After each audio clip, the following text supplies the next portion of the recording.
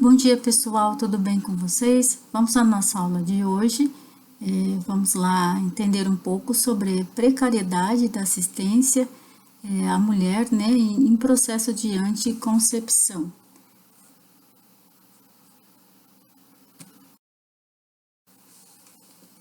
Na pesquisa nacional sobre demografia e saúde, observou-se o quê?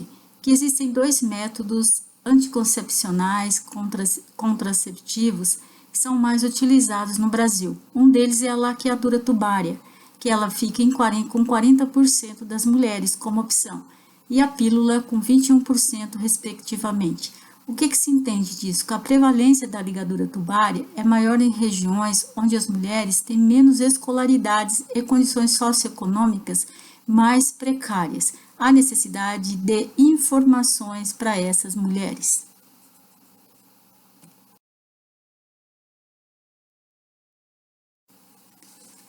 A pouca expressividade de outros métodos anticoncepcionais também foram levantados. Por exemplo, foi apontado nessa pesquisa que os métodos hormonais injetáveis, eles têm 1,2% de escolha. A esterilização masculina, 2,6%. O DIU, que é o dispositivo intrauterino, 1,1%. Métodos naturais e outros, 6,6%. E a ausência de citação, por exemplo, diafragma, indicam um limitado acesso das mulheres às informações sobre um leque de opções que elas poderiam ter para utilizar como métodos anticoncepcionais. O que levantou-se ainda é que 43% de usuárias de métodos anticoncepcionais, elas acabam interrompendo o uso durante os 12 meses após a sua adoção, do início que elas começaram a receber esse medicamento, e aproximadamente 50% dos nascimentos acabam sendo não planejados.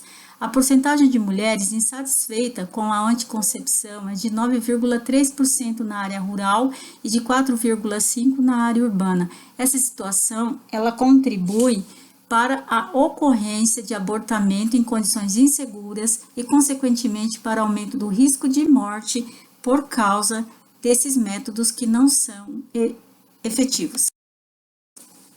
O que os estudos mostram? Que tem que haver um estímulo para que os homens participem, inclusão de homens, adolescentes, nas ações do planejamento familiar.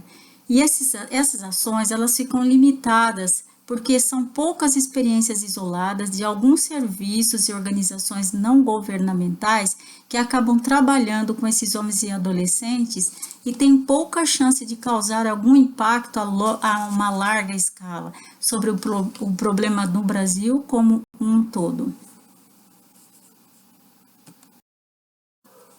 Além disso, o que acontece também? Os homens têm alguns problemas culturais, eles têm falta de informação ou informação distorcida sobre a contracepção de emergência, né? E que acabam constituindo barreiras para a aceitação e uso adequado desses métodos para ajudar, então, a sua parceira nessa luta.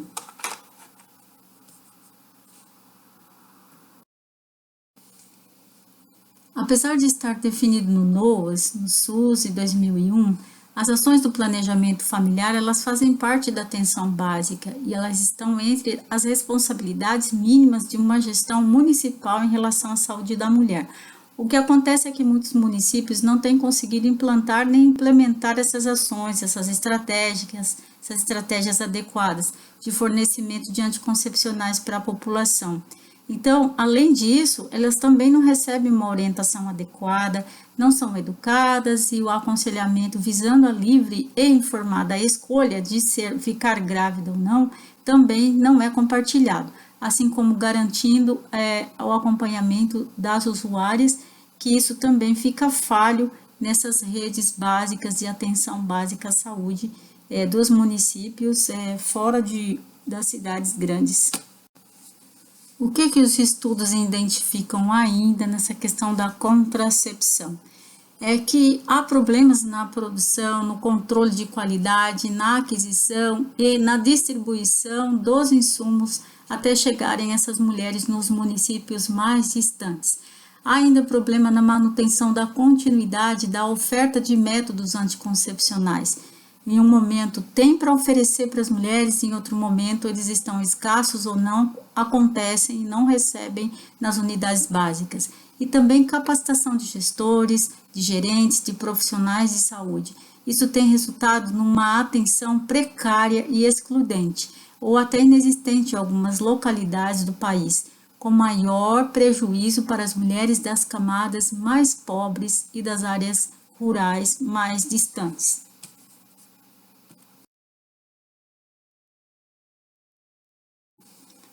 Poucos serviços oferecem atenção à saúde sexual e reprodutiva também dos adolescentes.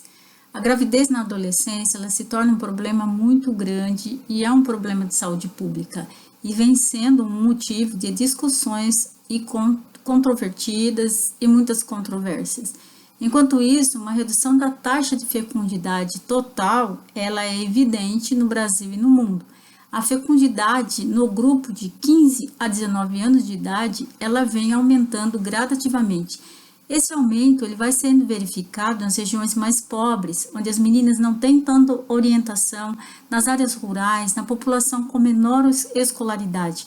O censo também ele vai evidenciando o aumento da fecundidade na faixa etária dessa classe, que é de 15 a 19 anos. Há 10 anos, em cada grupo de 1.000 adolescentes, 80 tinham filho. Hoje, são 90 em cada grupo de 1.000 meninas. Mas quais são os fatores que aumentam e que contribuem para o aumento da fecundidade nesse grupo, nessa faixa etária tão jovem? Um deles é o início cada vez mais precoce da puberdade, assim como da atividade sexual. Hoje nota-se meninas muito jovens já entrando na atividade sexual de forma muito precoce.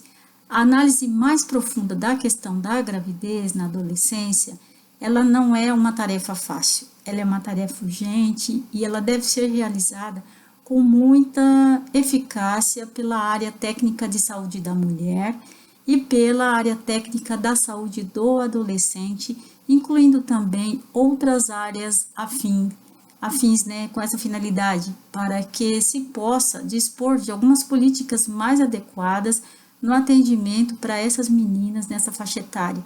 São meninas que requerem mais orientação, mais conhecimento, elas precisam estar mais orientadas quanto a isso.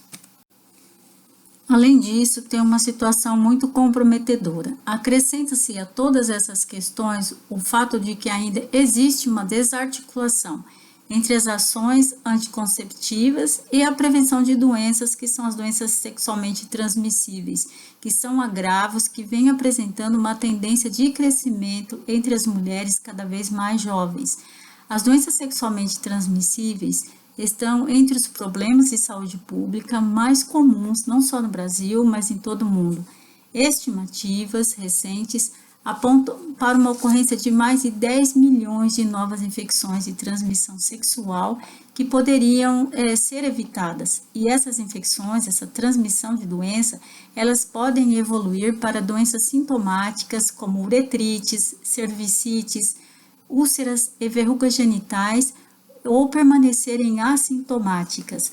O perigo de permanecer assintomática é que essas pessoas podem passar essas doenças. Isso ainda está associado ao alto índice de automedicação, que torna o problema maior, já que muitos dos casos não recebem orientação e tratamento adequados, tornando-se subclínicos. Essas pessoas não têm sintomas e aí fica muito mais comprometedor, porque elas acabam transmitindo essas doenças e acabam mantendo-se como elos fundamentais na cadeia de transmissão dessas infecções, porque nem elas sabem o que elas apresentam. Se por um lado não é possível conhecer a real magnitude das STs do Brasil, a sua transcendência conhecida também e considerada atualmente o principal fator que facilita a transmissão sexual do HIV. Algumas, quando não diagnosticadas e tratadas a tempo, elas vão evoluindo para complicações graves para a mãe, para o feto, até o óbito.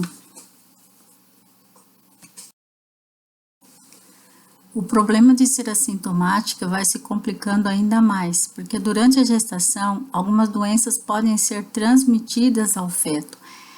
Na transmissão, eles vão causar importantes lesões, essas doenças vão causar importantes lesões ou mesmo provocam um abortamento e podem causar ainda um grande impacto psicológico nessas adolescentes.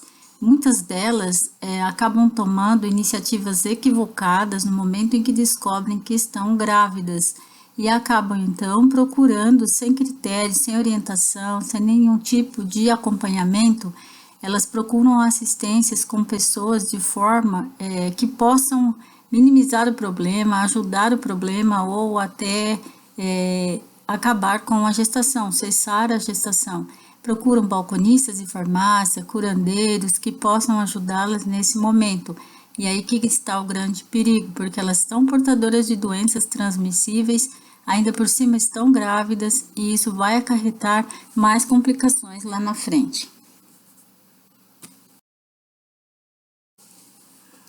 A prática inadequada da automedicação vai facilitar a falta de controle na venda de medicamentos que existem em nosso país. Causam também grande impacto social, que se traduz em custos indiretos para a economia do país e que, somado a enormes custos diretos, porque elas acabam sendo internadas para fazerem procedimentos necessários para o tratamento das complicações das doenças e acabar garantindo, então, a gravidez.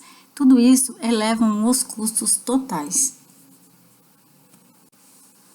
Falando especialmente do HIV, ele é um principal fator facilitador dentro da transmissão sexual. Nos últimos anos, o trabalho com outras doenças sexualmente transmissíveis também passou a ter uma redobrada importância além do HIV. São muitas doenças e as meninas precisam ser orientadas, adolescentes, essas meninas nessa faixa etária que pode então desencadear uma gravidez, precisam de urgentemente serem orientadas nas unidades básicas de saúde quanto ao perigo de ser portador de uma doença sexualmente transmissível e ainda acabar ficando grávida. As DSTs trazem muitos agravos à saúde. Além do HIV, tendem a ocorrer em mulheres e em recém-nascidos as complicações. Nas mulheres inclui a doença inflamatória pélvica, que é a DIP, tendo como consequência a infertilidade, a dor crônica, a gravidez ectópica, podendo causar a mortalidade materna associada ou não ao câncer uterino, pela estreita correlação dessa patologia com alguns subtipos do HPV e com a imunodeficiência provida ou, aliás, promovida pela infecção por HIV.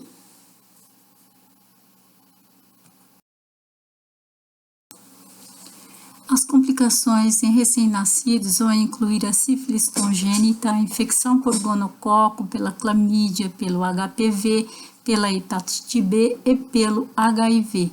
Com relação à sífilis materna, a prevalência encontrada pelos estudos sentinelas em maternidade é de 1,7%, que leva uma estimativa aproximadamente de 116 mil gestantes com sífilis e cerca de 29 mil crianças com sífilis congênitas, taxa média de transmissão de 25%.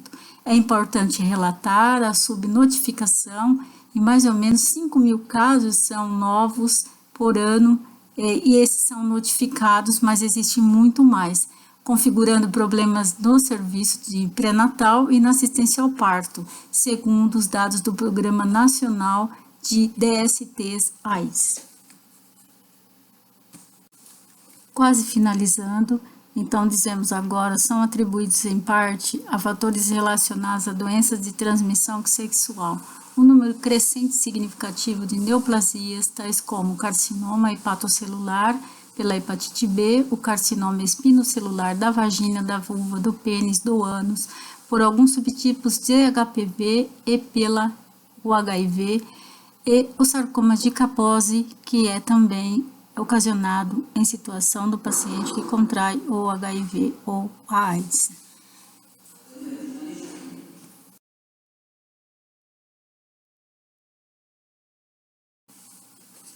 Assim, podemos ir finalizando esse assunto, dizendo que a prevenção e controle devem ser eficazes para as doenças sexualmente transmissíveis e são considerados como uma prioridade para a promoção da saúde reprodutiva, especialmente entre as mulheres. A epidemia do HIV, ela se tornou então uma realidade mundial, que vem se alastrando de modo mais expressivo nas regiões mais pobres do mundo e contribui para o agravamento da pobreza e para o endividamento dos países que buscam tratamento, que são tratamentos caríssimos. Diferentemente dos primeiros 5 anos da epidemia do HIV, quando a população era especialmente homossexual e bissexual masculina, constituída quase que toda a totalidade dos casos de HIV. Hoje, o que se observa nos últimos 10 anos, uma mudança nessa dinâmica da epidemia, acometendo no Brasil e no mundo populações que são heterossexuais. Concluindo então a nossa discussão de hoje, da aula de hoje, dia 4 de abril, peço para que vocês respondam para a nota e enviem para mim via e-mail essas 3 questões. Como a gravidez precoce pode interferir na vida do adolescente, seja ele rapaz, seja ela garota? Quais os cuidados você orientaria para uma adolescente evitar ou se prevenir das doenças sexualmente transmissíveis? Pode colocar em torno de 5 a 10 cuidados.